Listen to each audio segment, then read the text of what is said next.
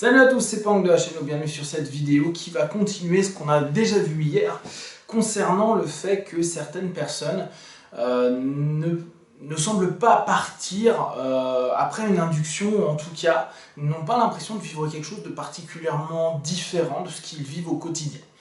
Comme je vous l'ai proposé hier, en tout cas c'est une réflexion, comme toujours ça reste de l'observation pratique, l'observation sur moi.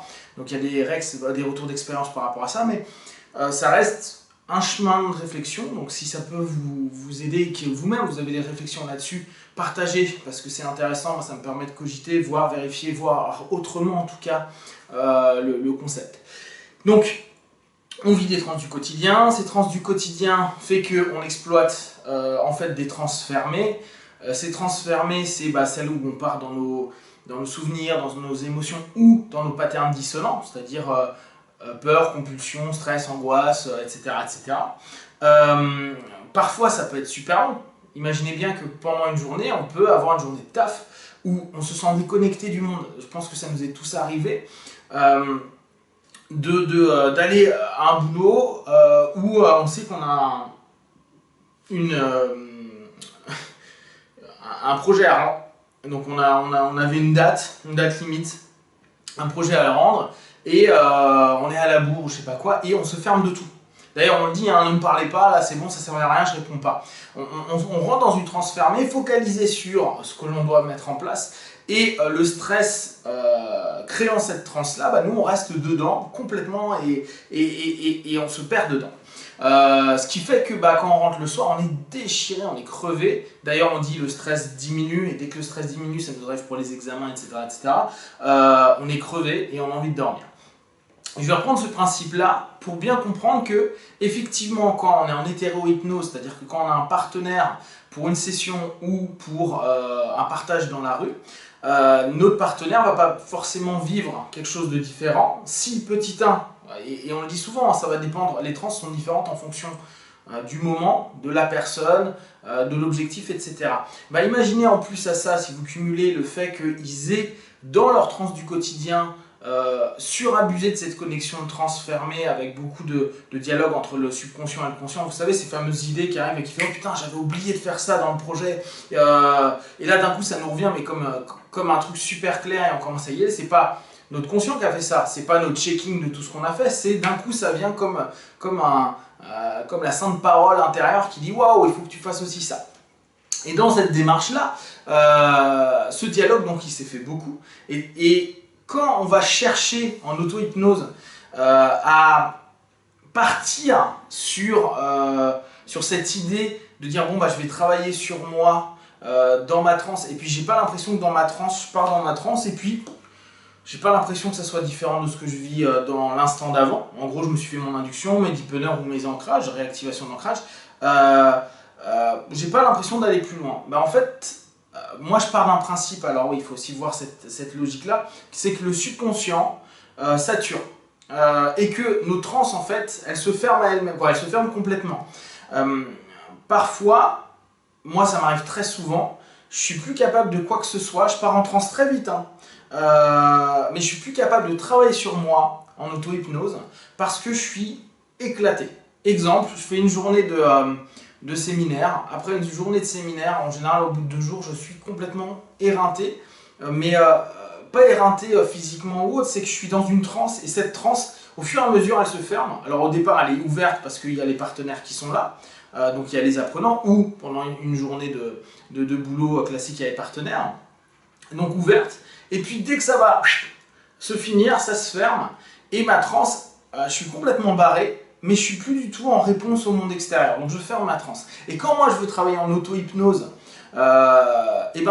si je fais mon ancrage, ou si je fais n'importe quoi, un deepener et tout, je vais pas aller plus loin que là où j'étais dans la journée, et je vais pas avoir la sensation de pouvoir optimiser ma session d'auto-hypnose. Pourquoi? Parce que mon subconscient va être saturé de toutes les suggestions que je me suis proposées dans la journée, et puis toutes celles que les apprenants ont pu également faire indirectement, directement, verbalement ou pas. Donc au travers de ça, on arrive dans une forme de saturation. Donc il arrive beaucoup à des personnes qui font de l'auto-hypnose qui vont dire « Mais attends, moi j'ai fait ta technique, D'ailleurs, je l'ai eu il n'y a pas longtemps et merci pour le mail, hein. Là, cette réponse, c'est un mail que j'ai eu aujourd'hui, donc pour demain, que j'ai eu aujourd'hui, où on me disait, oh, mais en auto-hypnose, ça nous arrive aussi, et quoi, en tout cas, ça m'arrive à moi de ne pas réussir à avoir de différence avec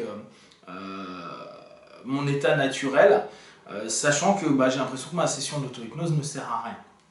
Et j'avais donc déjà eu cette logique où on me dit mais Pank, moi je fais de l'auto-hypnose et je peux rester une demi-heure les yeux fermés ou en fixation un truc, il se passe rien de différent de ce que je connais.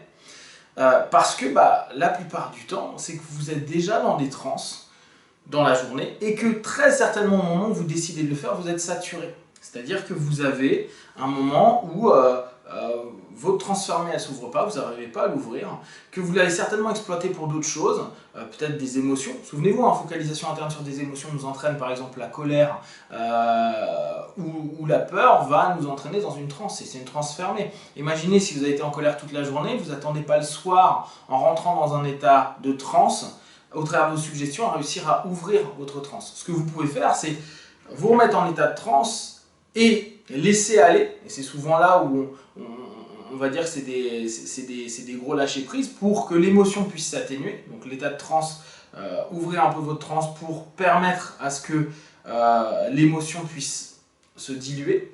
Et après, au bout d'un certain temps, si vous n'êtes pas trop saturé de tout ce que ça a créé à l'intérieur de vous, vous pouvez potentiellement créer des suggestions pour corriger. En général, il est préférable de corriger, pas le soir même, mais plutôt le lendemain, parce que on aura eu le facteur critique, le sas d'administration qui se sera vidé la nuit, pendant le sommeil, souvenez-vous l'importance du sommeil. Et donc on sera plus opérationnel pour avoir une transe ouverte de suggestion, ou d'autosuggestion en l'occurrence. Donc pensez bien, l'idée c'est, on a des transes du quotidien et on vit tous des transes. On est tous d'accord là-dessus, il n'y a pas un hypno qui dira le contraire. Après, ou peut-être on peut ne pas être d'accord, c'est dire ouais mais une émotion c'est forcément une transe, ou dans la journée je vis quasiment tout le temps en transe. Moi c'est une observation perso et vue sur beaucoup de gens, donc moi je suis vraiment sur cette notion-là. On passe de transe en transe à longueur de journée. Et en passant de ces transes en transe, on va exploiter un peu notre communication. Quand on va vouloir volontairement aller vers cette discussion-là, il va falloir ouvrir la transe. Si on n'est pas saturé des dialogues qu'on a eu internes, donc conscient, subconscient et des trans qui ont été exploitées, on va pouvoir modifier la perception qu'on a, aller davantage en focalisation interne et trouver une stabilité où on va pouvoir faire une session qui peut être optimum et sentir des choses différentes dans le corps et sentir surtout la réponse à nos suggestions quasi immédiates. Si ce n'est pas le cas, il y a de fortes chances que, d'une part, on n'a pas dépassé les daily trends, c'est-à-dire que en termes d'intensité de transe, la transe, et en tout cas la profondeur de transe dans laquelle on a pu rentrer à un moment donné dans le quotidien, n'a pas été dépassée par rapport à l'auto-hypnose qu'on est en train de se mettre. Pourquoi? Parce que peut-être on a fermé la transe à un certain niveau et qu'on n'est pas capable de retourner pour l'ouvrir, en tout cas au même niveau, et en tout cas amener après plus loin pour pouvoir observer les changements. Et parfois, on a clairement la saturation, et c'est vraiment quelque chose qui maintenant je mets beaucoup en avant, on sature, en hypnose on sature, quand on fait des jours et des jours, ou même des heures et des heures, il y a un moment, on sature, on n'est plus capable de grand chose, nos suggestions ne servent plus à rien, parfois juste l'état peut nous aider, donc je ferai un moment une explication sur ça. Pour moi, il y a une différence entre l'hypnose de suggestion et l'hypnose d'état. En tout cas, ouais, l'hypnose d'état, mais je pense même que je redéfinirai correctement le mot. Et que c'est pas la même recherche et c'est pas la même façon de fonctionner. Donc, à partir de là, c'est normal qu'en auto-hypnose, il y a des moments où on n'arrive pas à dialoguer, on n'arrive pas à gérer. C'est pour ça que très souvent, je reprends méthode Silo parce que j'avais trouvé que c'était vraiment pas bête, il disait faites le matin. Le matin, logiquement, on a dû vider le sas d'administration, donc on est assez open. Le soir, souvent au moment de la fatigue, mais le soir, le problème c'est qu'on risque d'être saturé et on risque de soit de ne pas ouvrir la transe, soit de s'endormir pendant le process. Le matin, moi je trouve que le concept est bien de faire le temps que vous pouvez faire le matin en auto-hypnose pour travailler sur vous. Et c'est là où vous avez certainement le plus de sensations de différence à moins que votre nuit ait été hyper agitée, type plein de rêves, ce qui fait que ça veut dire que votre subconscient a parlé et qu'il y a de fortes chances que le matin vous soyez décalqué, et idem, vous rentrez dans une transe qui est fermée, parce que il dit attends, je dois aussi récupérer de ma nuit, donc t'es sympa, mais pour l'instant le dialogue on va le faire un peu autrement. D'ailleurs vous allez observer que c'est des journées où on est super à l'écart de tout, on a du mal à se connecter aux gens parce que on reste dans une transe fermée souvent neutre où émotionnellement ça ne nous touche pas, on est tellement éloigné pour un peu récupérer. Voilà, donc c'est un peu l'idée là sur ce principe d'autosuggestion également, d'auto-hypnose et comment les trans du quotidien, il faudra peut-être trouver un autre nom, hein, mais pour l'instant on va utiliser ce terme-là parce que c'est commun pour tout le monde, influencent et peuvent influencer notre travail personnel, notamment en auto-hypnose. Si vous avez des remarques, des observations ou des questions, partagez-les sur Facebook, YouTube, j'y répondrai le plus rapidement possible. Comme d'habitude, prenez ce qui est bon et juste pour vous, le plus important est de devenir qui vous êtes vraiment. Prenez soin de vous. Be one. Ciao!